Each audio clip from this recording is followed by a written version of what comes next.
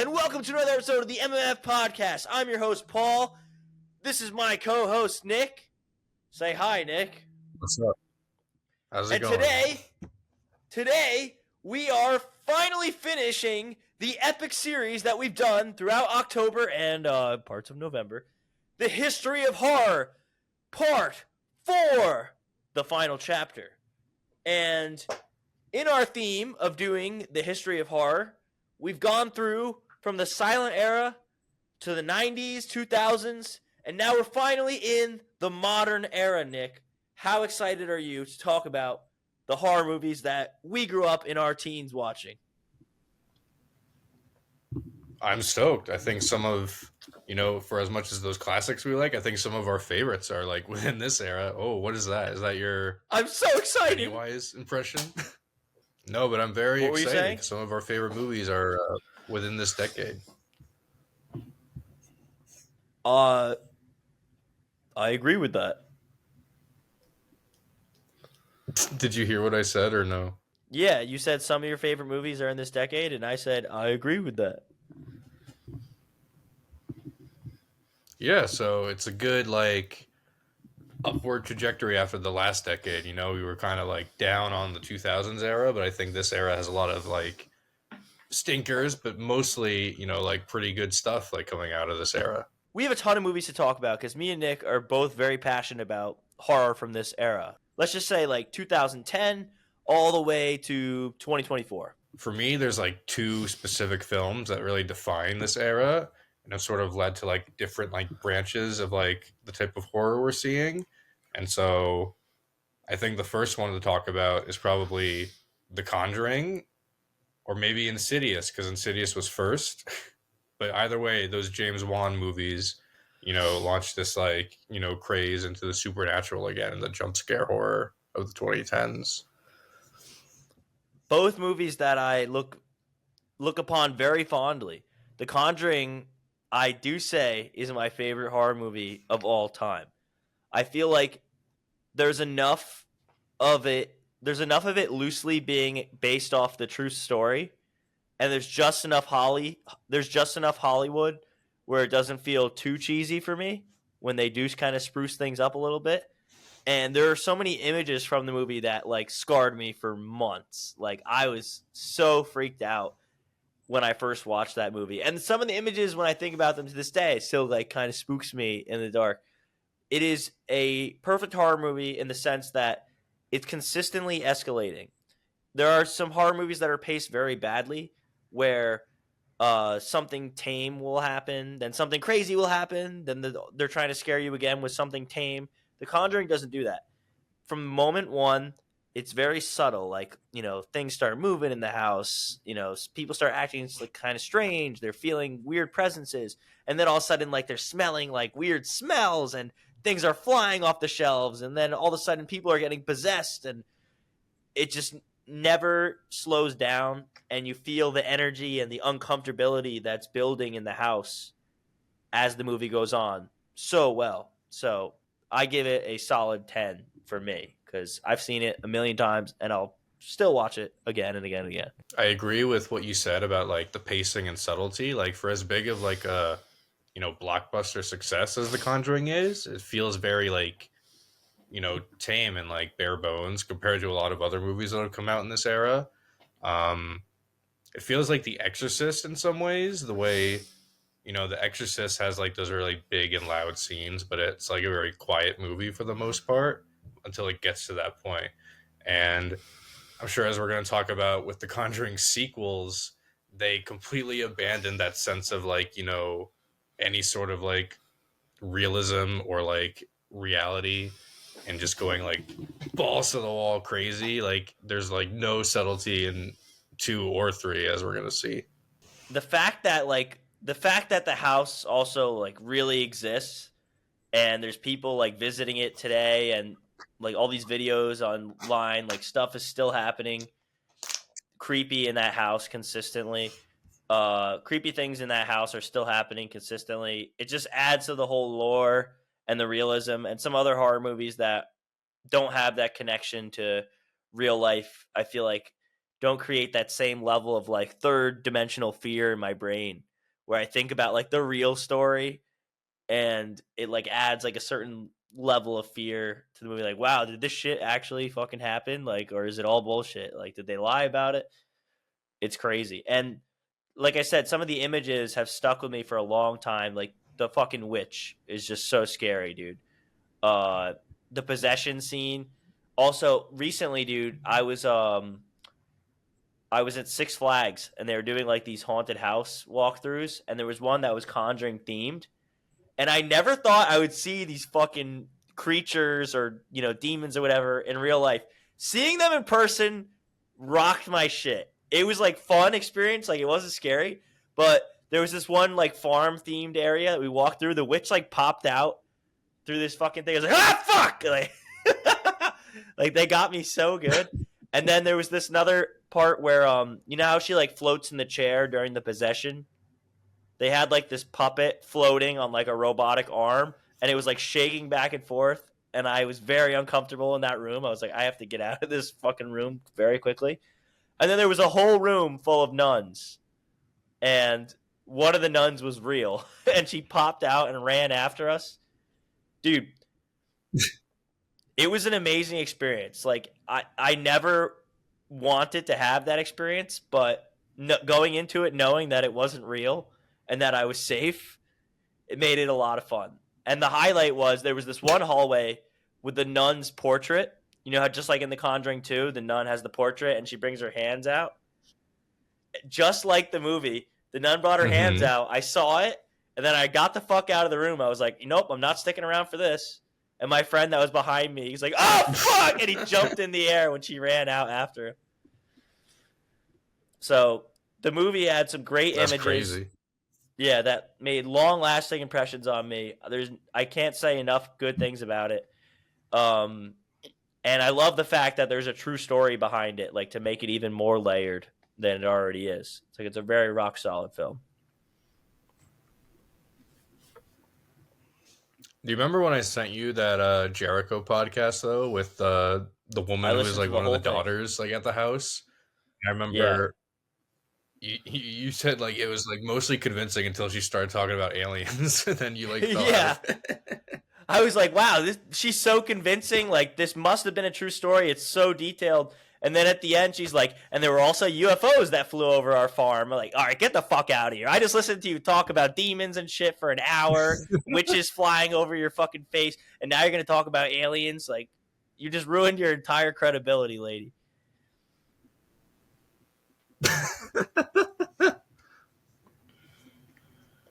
The aliens dropped the demons there. How do you feel about Conjuring 2 and 3?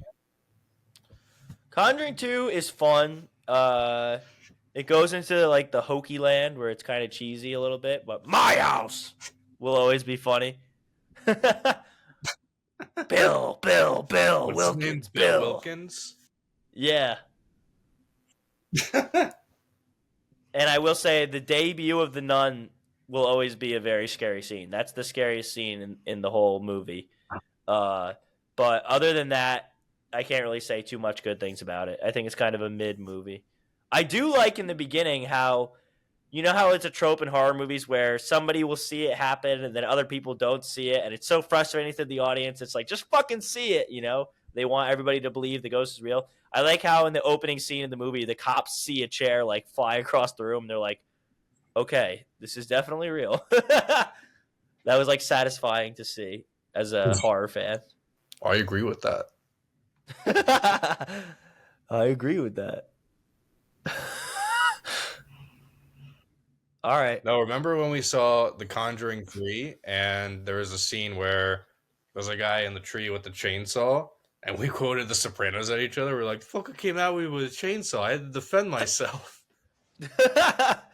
I don't remember that, but we both looked across our friend and did the same thing, the Paulie Walnuts hand gesture at each other. I have no memory of that, but I totally believe it. The Conjuring 3 was like the definition of mid for me. It was cool, like it was okay, but I had no desire to like ever rewatch it.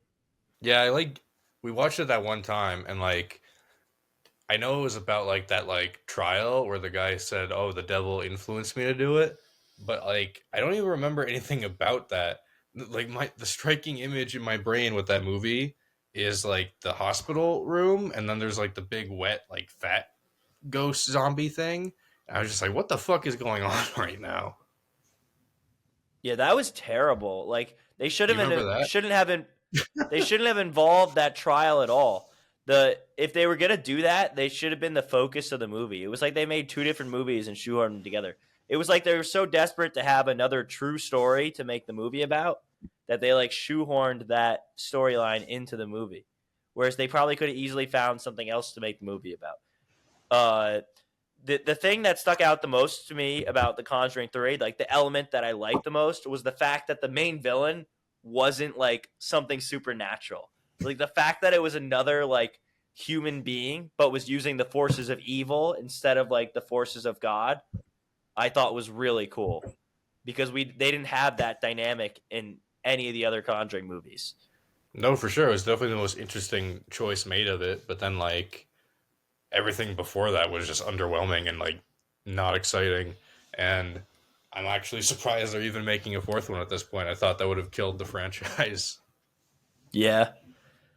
I felt better vibes from the opening scene of Annabelle 3 when we hang out with Ed and Lorraine Warren for 15 minutes than I did throughout the entirety of The Conjuring 3. Well, that's the crazy thing about The Conjuring is like, for like three like really good or one really good movie and then two follow-ups that are really successful, it leads to like what, like seven different spin-off movies. There's like two Nun movies, there's three Annabelle movies. Um isn't there something else now? I feel like I'm misremembering one. I feel like there's another one that I'm forgetting.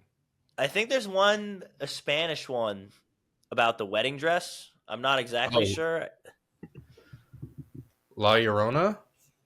Yeah, is that one good? I've never seen that one. I have not seen it either, but like back to my point of like it leading to a bunch like a butterfly effect of different movies. Just within this like one franchise, there's like so many like different movies just based on the little bit parts in each movie. So there's the three Annabelle movies. You've shown me the last two and warned me away from seeing the first one. First one is ridiculously bad. I've only seen it once, but I remember not thinking there was any moment that scared me besides like the opening scene. And the opening scene had nothing to do with animals. Had nothing to do with Annabelle. It was just like these cultists like walking around this person's house at night with knives. Like that's like a freaky scenario.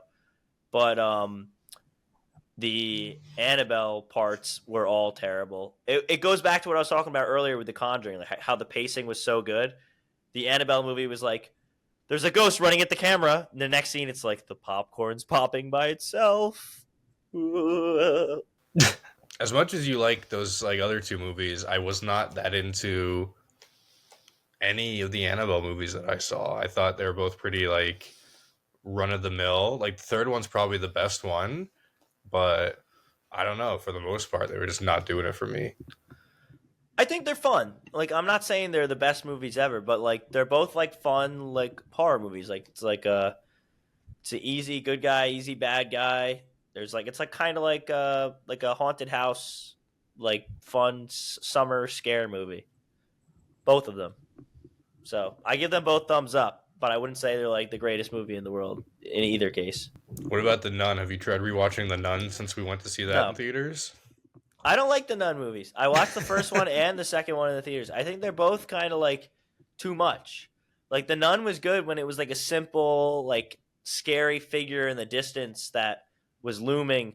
When you have it like floating in the air and growing to 10 feet tall and like it's just not scary anymore. It kind of loses its pizzazz. I thought even at the end of Conjuring 2 in the bedroom when it was like like it was already starting to kind of lose its scare. Like the only time the Nun was ever really scary for me was that first scene when it was at the edge of the hallway just like staring back at them. Ever since then it kind of lost its flavor for me. So the fact they squeezed two movies out of it, yikes. Also, the second Nun movie is basically just a remake of Annabelle 2. They didn't even really do anything original. It's like this group of girls at a missionary trying to survive with the demon running rampant. What's Annabelle 2? It's like a group of girls at an orphanage, like a foster home, trying to survive with a demon running rampant. If it ain't broke, don't fix it. No, you gotta fix it. You gotta make things that are exciting and new. Like Starman. Oh, I'll do that for you. All right, let's get out of the whole Conjuring universe. Let's move on to something else. Insidious? Another James Wan production. That's the only guy who made movies in this decade. It was just James Wan. Nobody else made anything. Well, I think Insidious is a big one we got to talk about, I know, I'm just joking. Yeah, Insidious is great. I like The Conjuring more, but I would say Insidious is like a close number 2 for me from this decade. Actually, I don't know. I might like something else better. But I really like Insidious. The demon is another image that kind of flashes in my head, like the Darth Maul guy. Like sometimes in the dark, you think about horror movies, you get a little scared. That's a consistent image that freaks me out. I really like the whole classic trope of where the kid gets lost in the dimension and the dad has to go in and find him, kind of like Poltergeist. There's also a Twilight Zone episode with a similar trope. The jump scares were actually clever. It didn't feel like they were repeating someone else's work. The way that they debut Darth Maul, where the camera's facing one way and then it just turns to the right and Darth Maul's in the background, that gets me every time. I always jump a little bit. Oh, fuck! I said I like how you just call him Darth Maul. That's who he is. I don't know his name. He's fucking Darth Maul. I also like the scene where they have the chit-chit, chit-chit, the goggles. And then all of a sudden, the woman appears in front of the clock and smiles. You know what I'm talking about? Oh, that scene's crazy when he's writing down what she's saying back to him. Oh no, that's a different scene. That's awesome too. I was talking about the one with the clicker where every time he flashes it, he sees something in a different dimension appear in front of him. Oh, okay. Yeah, it happens earlier in the movie than the scene you were thinking of. But a great one. I can't say anything negative about Insidious. Insidious is a really solid movie, very contained in its own right, and then all the sequels were letdowns because I feel like they do something in the ending of Insidious that I feel like they regretted, and then each sequel is kind of figuring out how to continue this narrative even though there's no reason to. Yeah. And they always end the movie trying to hook it into one of the other movies. Even if it has nothing to do with the other ones. They just go, this is before the first movie. This is in between the second and the third movie. Insidious 4, I watched that at college with a couple of our friends, and it's genuinely one of the worst movies I've ever seen.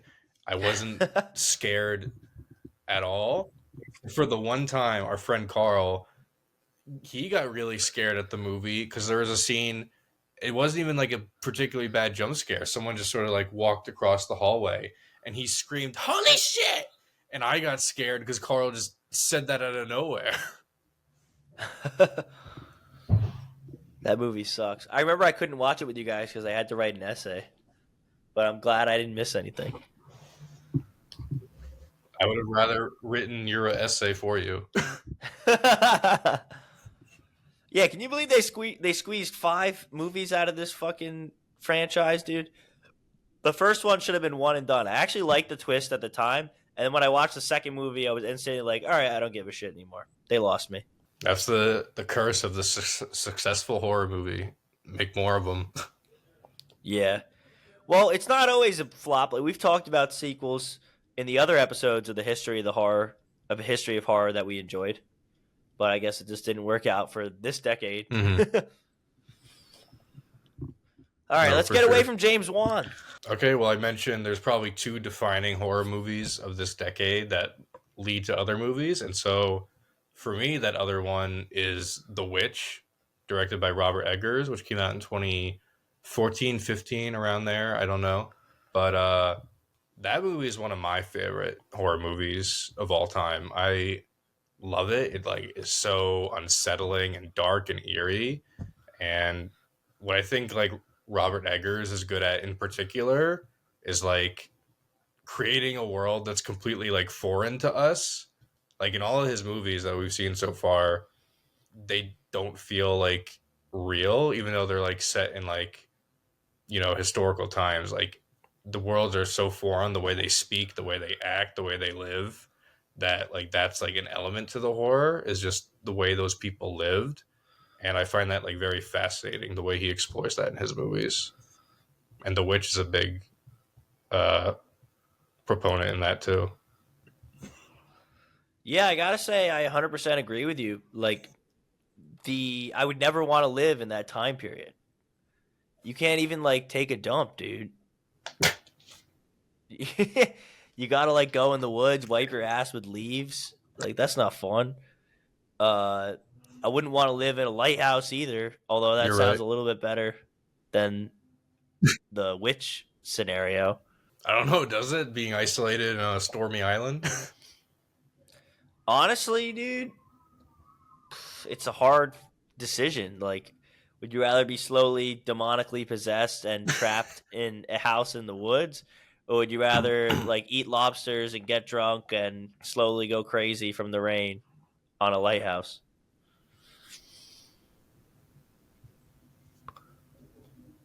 Why not both? But yeah, The Witch, dude, I agree with pretty much everything you said. It's a very unsettling movie. And that's almost why I don't like rewatching it as much. I've seen it twice.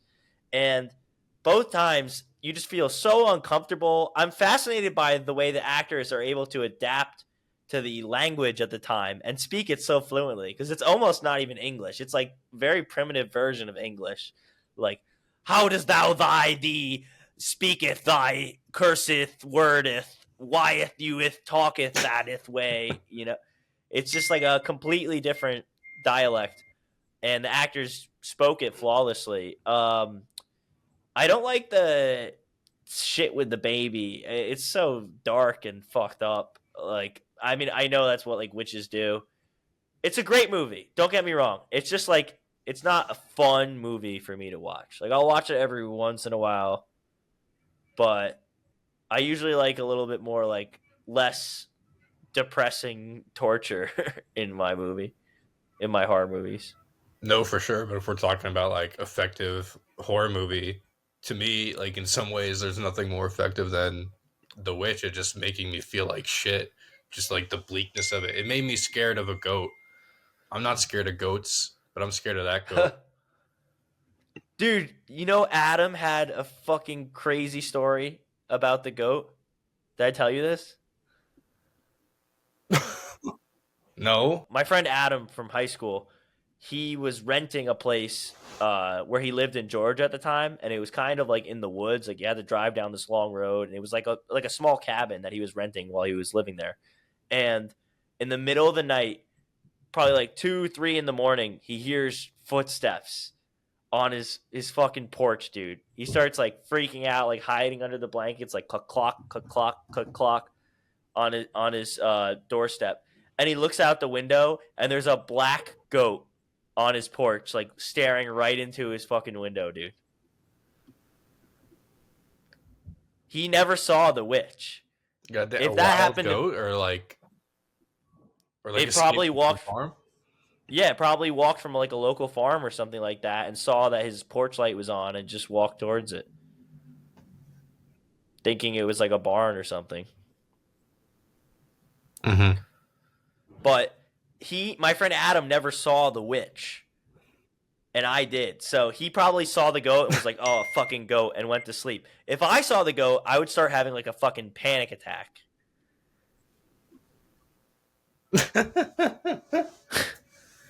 Instantaneously. No, I mean that's terrifying. Remember, we were planning on making like a horror movie at his like cabin down there. Like, imagine if that happened while we were like staying down there.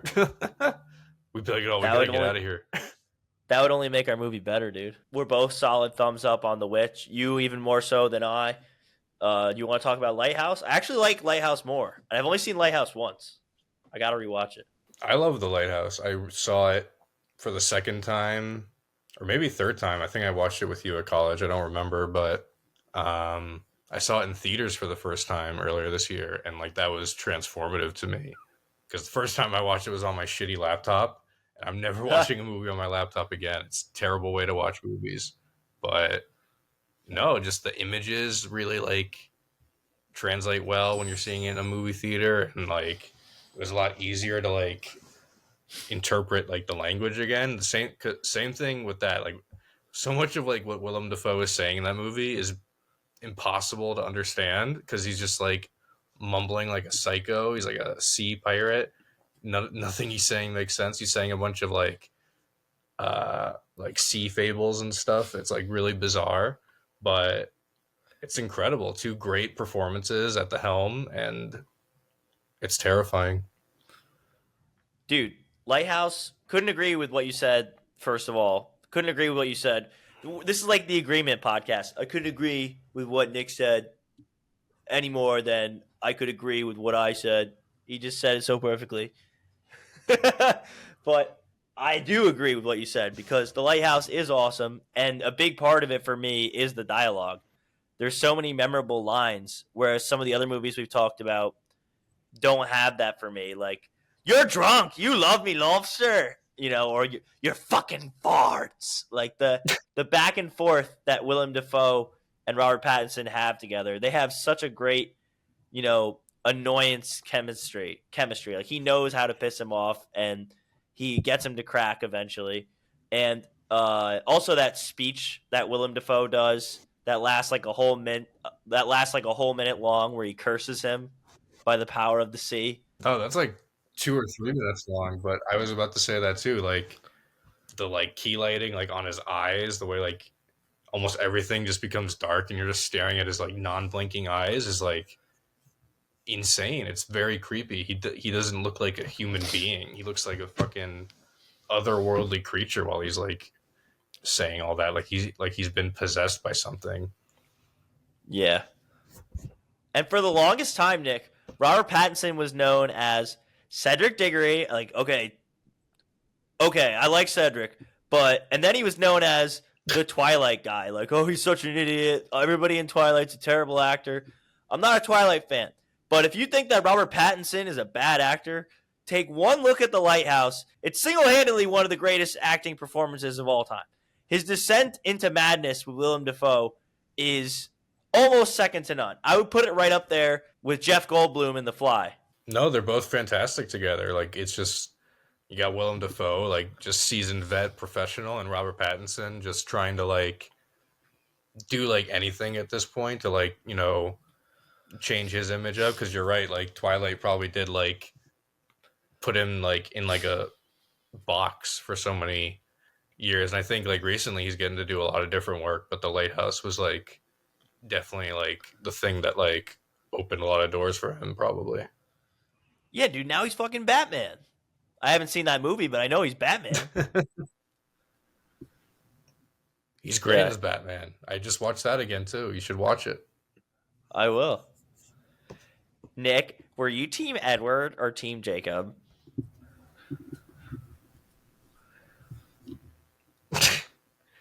Remember the episode of Dude, What Would Happen when they couldn't reference Twilight? So they said, dude, this girl walked up to me and she goes, are you Team Werewolf or Team Vampire? And I'm like, what does that mean? They're like, yo, we should figure out which is better. So they dressed two mannequins up like a werewolf and a vampire, and they just like threw them at each other. I do remember that. That's a great episode. Dude, that show was so bad. Like, at the time, I freaking loved it, but I've tried rewatching some clips from Dude, What Happened. It's like the worst television show ever. Dude, the other day I had this pimple, and I popped it, and it was like it exploded. Like, dude, what would happen if there was like a giant pimple and we like popped it? We got the lab dudes to design us 3 different giant pimples, and we're going to throw them off a building. Dude, someone like recently said bull in a china shop to me, and I'm like, what does that even mean? So, like, what if a bull was in a china shop? That's what it means. That's exactly what it means. Dude, I think they do that on Mythbusters. Well, another big movie, probably like more beloved than either of those movies, is Hereditary. Hereditary was like Cultural everyone was talking phenomenon. about it when it came out. I remember. Yeah. No, literally, everyone was clamoring for Toni Collette to get a Best Actress nomination, which she didn't because award circuits don't like horror movies, which Bullshit. understandable. You know, great horror doesn't need awards, but it would have been nice to see her awarded for like a phenomenal performance because she's fantastic, and that movie is very good too. And it put Ari Aster as a director on the map as well. That's one of the most like insane acting performances I've ever seen. The mother in that movie, her name is Tony, you said, the actress? Toni Collette. Yeah, the way she starts like snapping at the other members of the family and like screaming at them and like her voice gets so hoarse from screaming. It's like insane how deep it goes. And they take a lot of themes from other horror movies for Hereditary and somehow they make them all original. Like it doesn't feel like they're copying anything else, but like oh, there's possession, there's a cult, there's sacrifice, oh, they do like seances, like it's all very trope full, if that's a term, but original at the same time. Like Hereditary doesn't feel like anything else. And it's a visual masterpiece. The cinematography in Hereditary and all the symbolism, every time you watch it, you notice something new. The whole plot is foreshadowed in every scene with things in the background or things that characters like look at in the distance or hint towards with their dialogue. The whole movie reveals itself gradually, but if you go into it knowing that you're looking for something, it is so much fun to point out like all the things in the background. So that's one horror movie. Like so many people I know, they're like, I would never rewatch a movie. Hereditary is worth rewatching for that reason alone. No, yeah, for sure. There's like lots of like little hints leading up to it, making it like worth like picking up on, and like you said, the cinematography is beautiful. You know, like um her job is like making like miniature sets for like museums, I think, and then like so there's a lot of like wide shots of like the homes and like the buildings to like make them look like those little mini sets that she has to like precisely like manufacture, and it's very interesting, like, and like very purposeful. Yeah. And Hereditary gave me a nightmare, dude. I talked about that before, but like I got a legit nightmare from watching that movie. Not to get political, but have I shown you the tweets that are like Donald Trump's dance looks like Toni Collette sawing her head off? Oh yeah, like Saw, like that. If his arms were a little bit higher, it would be the neck. Yeah. He's like this. Dude, what about the head No, slam? but someone Remember put like that the scene? Hereditary score over it, and I constantly think of it now. Yes. Oh yeah. Dong dong dong dong dong. Somebody should edit that to like a metal breakdown. Dong dong dong dong dong. I'll do it. No, I'll you do it for do it. this. I'll do it for this reel right now. Do it for the real. Dun dun dun dun.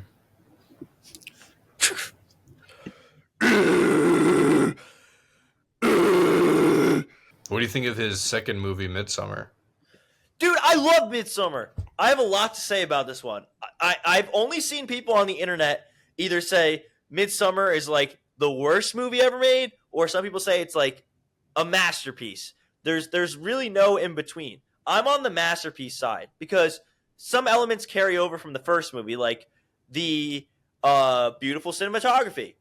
Midsummer is shot amazingly. The symbolism, there's a lot of things in the background that you can notice that are hinting towards this ever-arching plot. It's like you're watching like a puzzle almost. Whenever you watch one of this director's movies, um, he always alludes to everything that's going to happen in the movie as it's going on, and I think that's very cool. But one thing that sticks out specifically about Midsommar is that it's horror in the bright sunlight.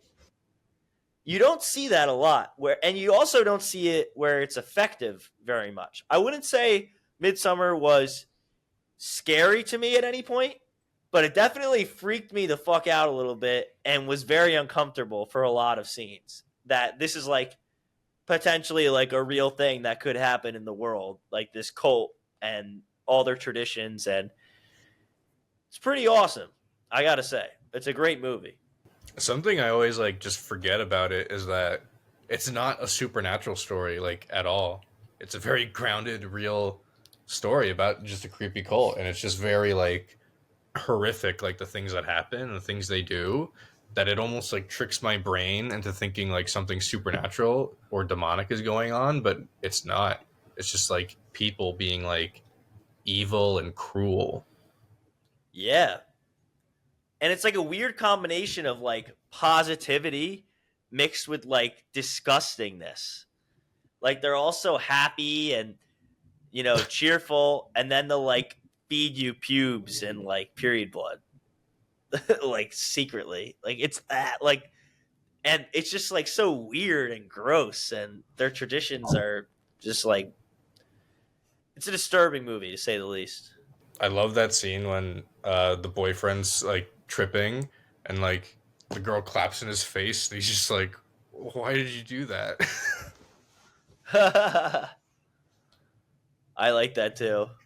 Why did you do that? That guy was an asshole. He didn't have to be that much of an asshole. He could have been cool. That's the story. I know. I just hate assholes.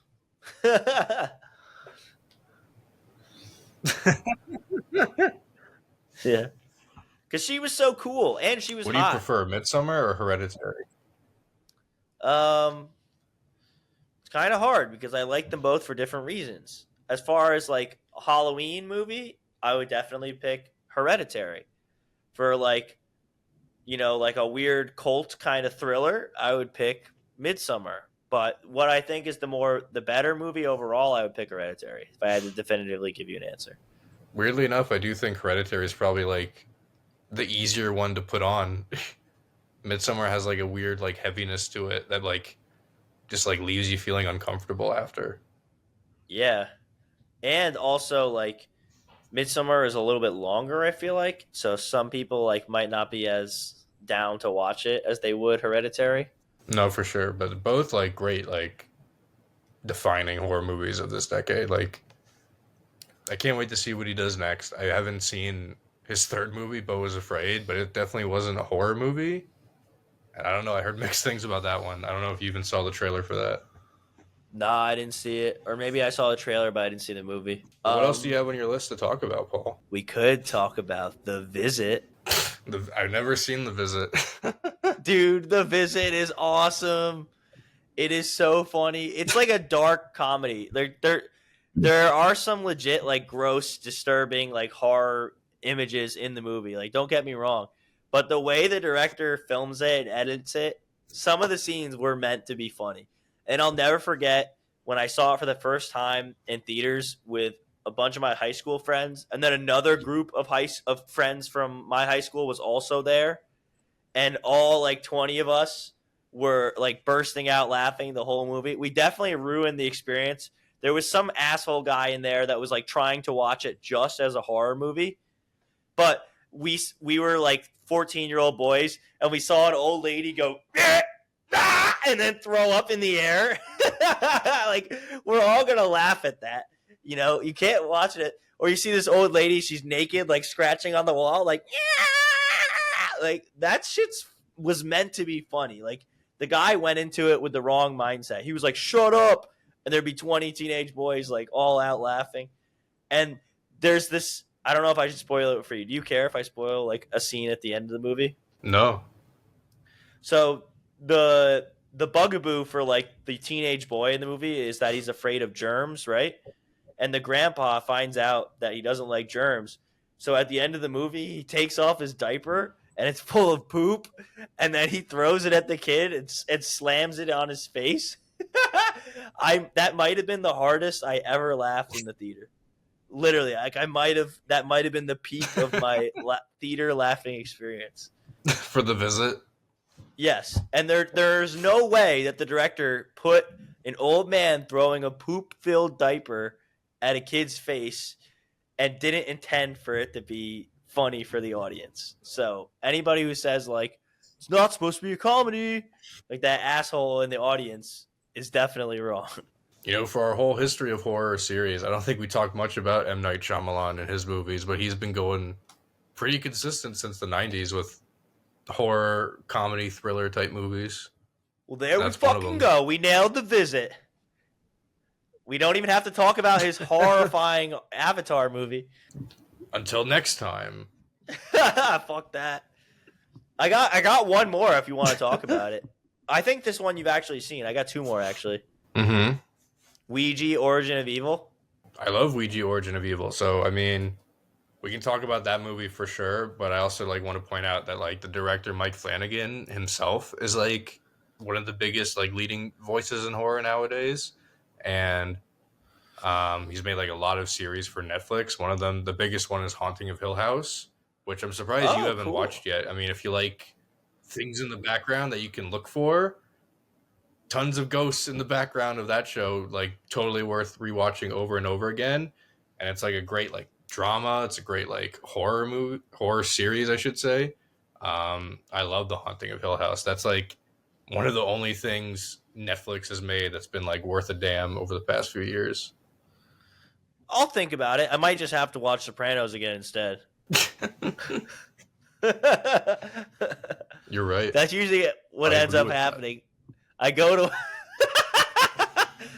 I agree with that. I go to watch a new show and then I get distracted with like the Sopranos or Breaking Bad or something, and then whenever I eat, I just throw it on and start eating. But sounds cool. Like if you watch more of Mike Flanagan's stuff, you'll see that Ouija is like the most different from any of his stuff because one, it's like he's making a sequel to a franchise, and also it's probably the most like evil and like fucked up movie he's ever made. Like that movie like feels evil like to its core. Yeah, that movie is disturbing, bro. It is really good too. The way they play with the rules, like they establish the lore and like what the demon can do and like what the people can do to fight back, and they really stick to it. Like they don't just make up random shit as they go. Like it's very solid with what they establish. And it's also like you said it's a sequel, but honestly, let's just pretend it's a one and done. Like it's a great pop-up. Yeah, let's just say it's a pop-up one and done, because I'm sure the other movies in the franchise don't come anywhere close to that, because that's like a solid horror movie from start to finish.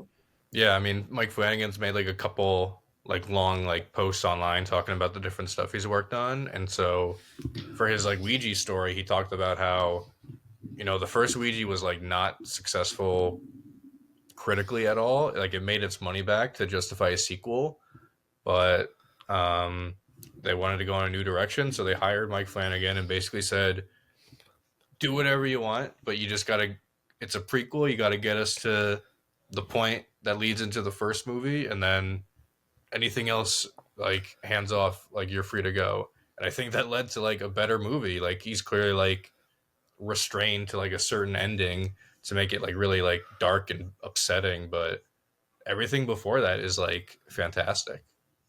Yeah, I'm a solid thumbs up, dude. That's a hidden gem of this decade. Like when people talk about it's underrated.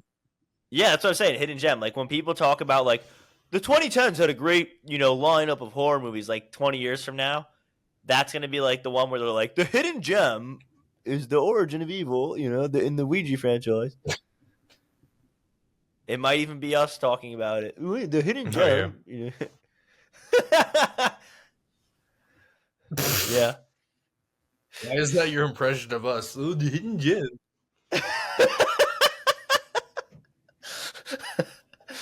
No, that's you. I sound like this. Yes, Nick, I agree with that. That's me.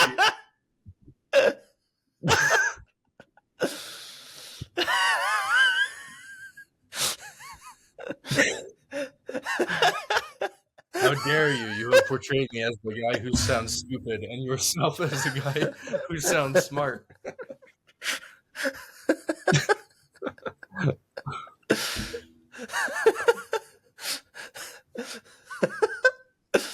That was so stupid. I agree with that. I I got agree with that. I got one more we could talk about. You haven't seen it, so I guess I'll talk about it. 12 Cloverfield Lane. It's awesome. No, I've never seen the other Cloverfield movie, but I have seen 10 Cloverfield Lane like 5 times. It is a great, like, is the apocalypse real? Is the apocalypse fake? Like, bunker movie. Like, all these characters are trapped in the bunker in the basement, and, like, there's this, hidden narrative going on with one of the characters, and, like, there's dark secrets being hidden, and you can't really go anywhere because there's an apocalypse, and you kind of have to stay in the bunker to survive. And I'd say the movie is fantastic all the way up until the last 10, 15 minutes because it's a bunker horror movie, and then all of a sudden it becomes like an alien action movie the last 10 minutes, and it feels the tone completely changes from where it was just like literally 10 minutes earlier. So I give the ending like a solid thumbs down, and I give the first 90% of the movie a solid thumbs up. And it's so bad that I actually turn it off as soon as uh, the last 10 minutes start. I just watch it until that point, and then I turn it off. really? Like you'll actively do that? You'll like do you rewatch it and like watch it up to a point and then stop, or do you just think Yeah. it should be stopped at that point? No, I just turned it off. Like last time I Wow. watched it, I was on a plane, and the plane was landing soon, and I was like, you know what? Like, I don't even want to see the rest of this, so I just turned it off. And I think that's a tradition I'm going to stick to every time I rewatch it. Cool. I gotta watch it. I haven't. I remember there was like something weird about that movie where like they kept it secret, like what it was about or something, or maybe that was the next follow up where they just dropped it out of nowhere.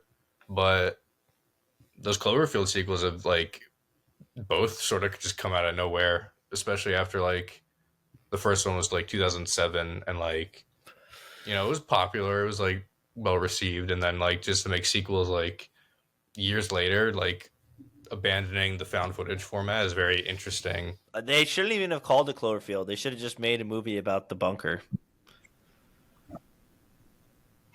Mm-hmm.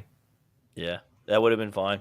I think that's what it was. I think at the last minute they just applied the Cloverfield name to it to try and like drum up interest for it. I think they thought it was going to fail on its own, if I'm remembering correctly. It would have been better on its own if they didn't have any alien bullshit attached to it.